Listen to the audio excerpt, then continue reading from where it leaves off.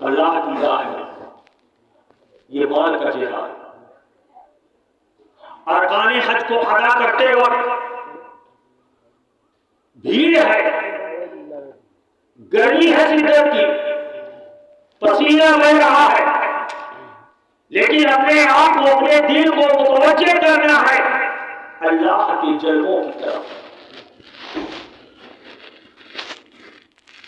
آل اولاد کو گھر میں چھوڑ کر آئے، ماں باپ کو چھوڑ کر جائیں گے، وطن کو چھوڑ کر جائیں گے، بھائی بھتیجے بیٹے کو چھوڑ کر جائیں گے،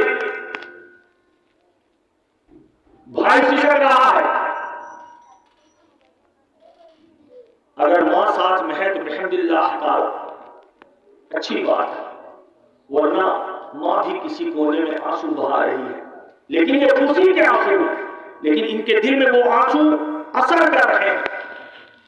لیکن اپنے آپ اپنے قدم کو مضبوط رکھنا ہے کہ کہیں قدم ڈگمگانے نہ پائے، کہیں جہاد کے راستے میں ماں کی محبت نہ آ جائے، کسی جہاد کے راستے میں کہیں بیٹے کا خوبصورت چہرہ سامنے نہ آ جائے، اس جہاد میں کہیں بیوی کی محبت آئے نہ آ جائے، تمام تر محبتوں کو قربان کر کے سر میں کفن باندھ کے ایک اللہ کی عبادت کے لیے یہ سفر میں نکلے۔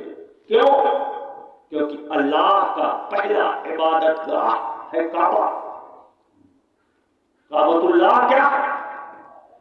اللہ کی پہلی عبادت گاہ، روئے زمین پر اللہ کی پہلی عبادت گاہ اللہ کا حرم۔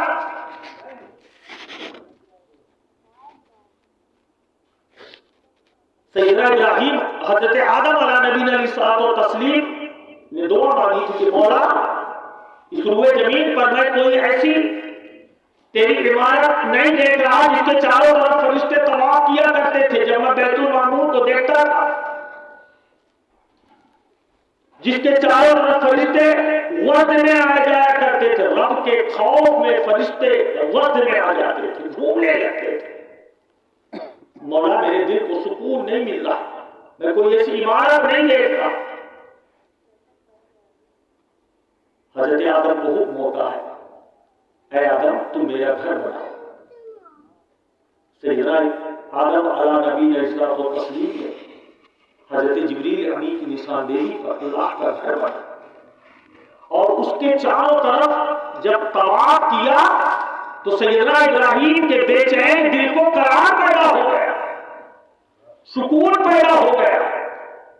مسلسل نہ جانے کتنے 2 سال تک روتے رہے حضرت آدم علیہ السلام، دل کو قرار نہیں تھا، سکون نہیں تھا۔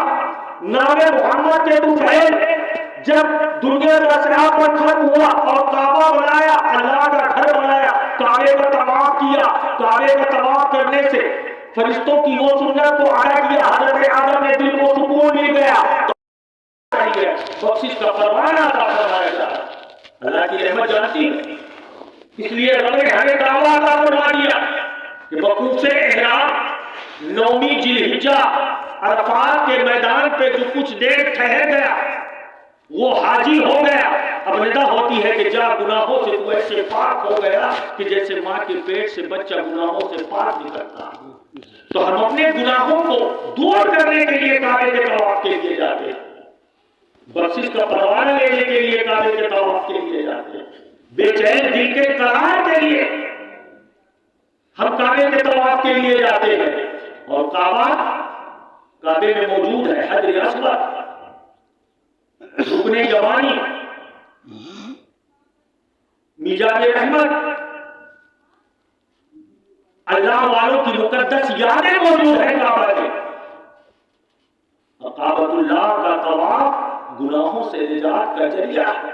ارے رب تو چاہتا ہے کہ اپنے بندوں کو بخشش کا پروانہ عطا فرمانا چاہتا ہے، اسی لیے رب نے کہیں ابھی کعبہ عطا فرما دیا، کہیں قرآن عطا فرما دیا، کہیں ماں باپ کا مقدس چہرہ عطا فرما دیا، کہیں لیلۃ المبارکہ شب قدر عطا فرما دی، کہیں شب برات جیسی مقدس رات عطا فرما دی، کہیں عاشورہ جیسا دن عطا فرما دیا۔ یہ سب ہماری بخشش کا ذریعہ ہے، اور روئے زمین پر کوئی ایسا ذریعہ نہیں ہے بغیر کعبے کے طواف کہ ہم گناہوں سے پوری طریقے سے نجات حاصل کر لیں۔ تو رب نے کعبہ جیسی انمول چیز ہمیں عطا فرما دی، کہ جاؤ میرے گھر کا طواف کر لو، میرے حرم کا طواف کر لو، گناہوں سے تمہیں نجات حاصل ہو جائے۔ اس لیے دنیا کی محبت قربان کر کے، والدین کی محبت، ماں باپ کی محبت، بھائی بھتیجے کی محبت، بیوی بیٹوں کی محبت کو سب کو قربان کر کے اللہ کی رضا کے لیے ایک ایسے جہاد میں یہ نکلنے والے ہیں جو تمام جہادوں کا مجموعہ ہے۔ انہیں رقم بھی خرچ کرنی ہے، اپنی نگاہوں کو بھی کنٹرول میں رکھنا ہے، اپنے دل کو بھی قابو میں رکھنا ہے، اپنے جنون کو بھی قابو میں رکھنا ہے۔ کیوں؟ کیونکہ اگر حدود حرم میں ایک نیکی کا بدل 1,00,000 ہے، 1 رکعت نماز کا بدل 1 رکعت، 1 روپے صدقے کا بدل حدود حرم میں 1,00,000 روپے، 1 سپارہ قرآن مقدسہ کا تم نے پڑھا تو 1,00,000 پارے کا ثواب مل جائے گا۔ لیکن یہ وہ حرم ہے کہ جہاں تم نے اگر حرم کی ایک سوکھی گھاس کو بھی توڑ دیا تو 1,00,000 بڑی بھی تمہارے اوپر لاگو ہو جائے گی۔ اس لیے ادب کا خاص خیال رکھیں۔ اور سیدنا ابراہیم علیہ السلام نے کعبہ جائے گا، کعبے کا طواف کرے گا۔